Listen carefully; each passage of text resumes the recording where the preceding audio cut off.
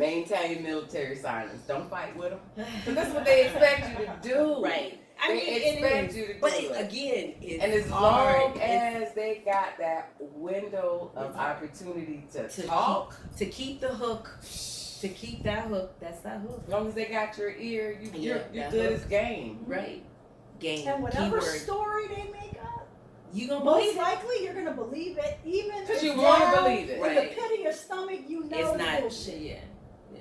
You'll want to believe it. You'll want to give them a bit of food out, and then tell them.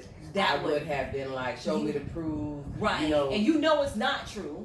But yeah. But again, if you was 15 years younger, you might have 20. Right. But you might have believed that back then because you was emotionally. No, I wouldn't have believed it, but I would have. You would have questioned it. Yeah, I would have. I would have played the game of question and answer. Play their game. Been mad and cussing and the whole like, no, we're not doing that anymore. We don't do that. Right. Because you're no longer. And the one thing too, to anybody younger that is watching this, and you hear us say we're not doing it anymore, that's because we fucked up enough and learned from it. Right.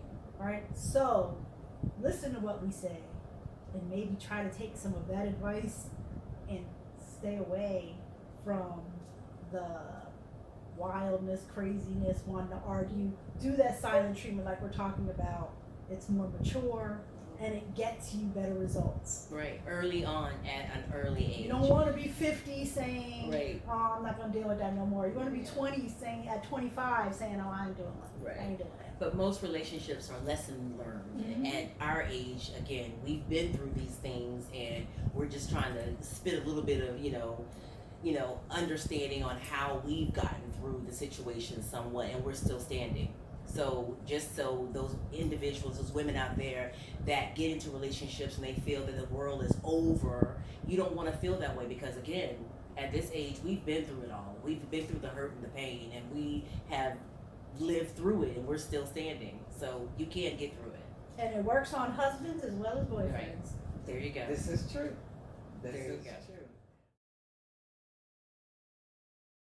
Nikisha Rich to Jones, she put, if you're on a text only basis, situationship. Right.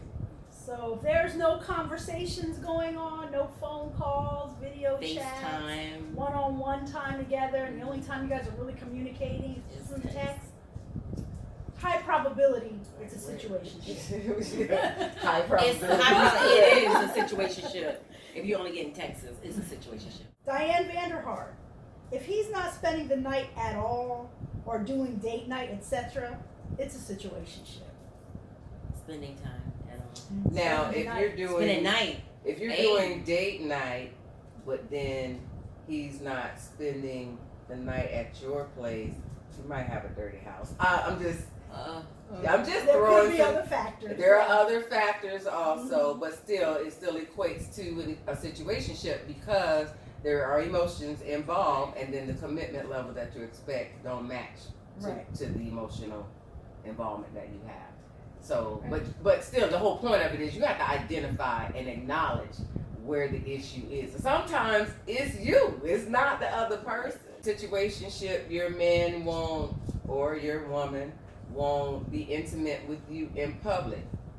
They could be shy. They don't want to show expression with others. I mean, that doesn't mean that it's something wrong. It could be the person himself. But as long as he shows that intimacy when you guys are alone, that makes a difference too. Some people might want it to be open. Because I don't like being touchy-feely at first, because to me it's like when a man, like if I go on a date and the man touches me on my knee, that to me, that you won't have a second date.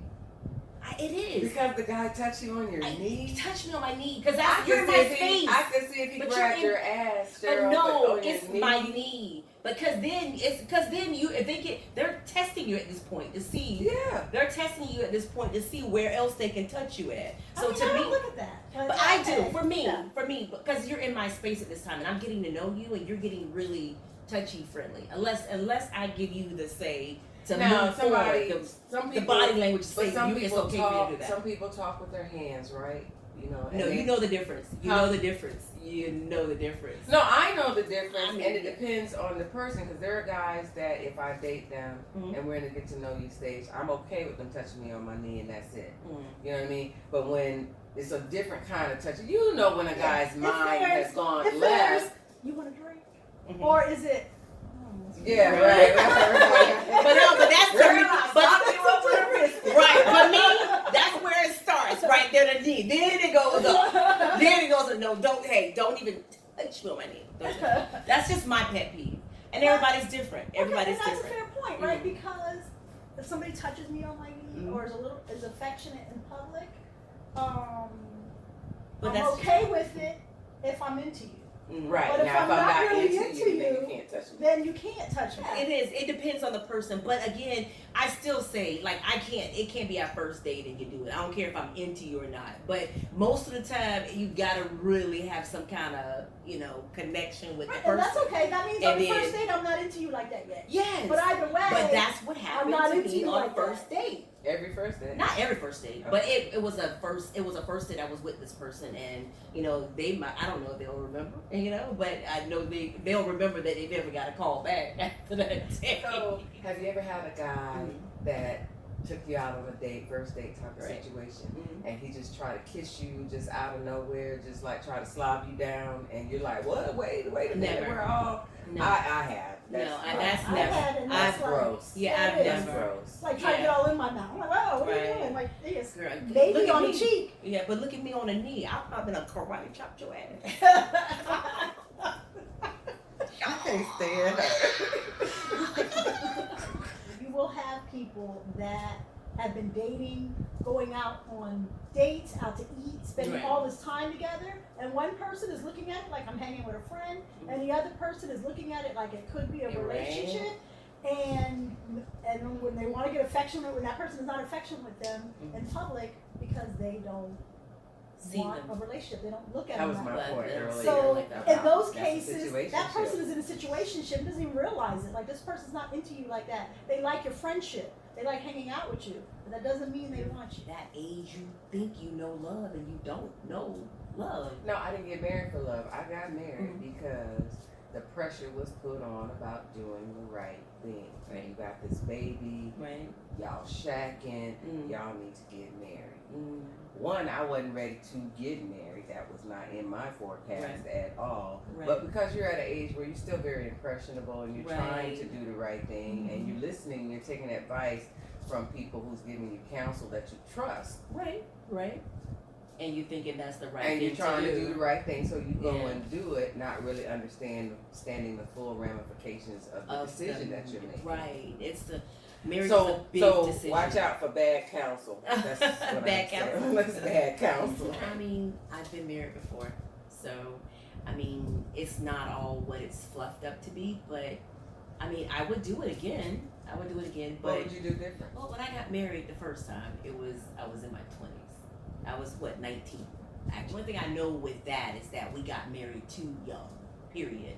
Got married too young. So, but through the course of everything, it's like, we didn't get the experience the things that we should have in our 20s. So we really buckled down on a lot of stuff for me on my part, because I thought marriage was a white picket fence and I'm gonna live happily ever after. But real life kicks in, and with real life kicking in, then now you gotta realize that, hey, was this the right decision or the wrong decision? But we gotta take it for what it is. So I got my babies. I was already married, and I will never.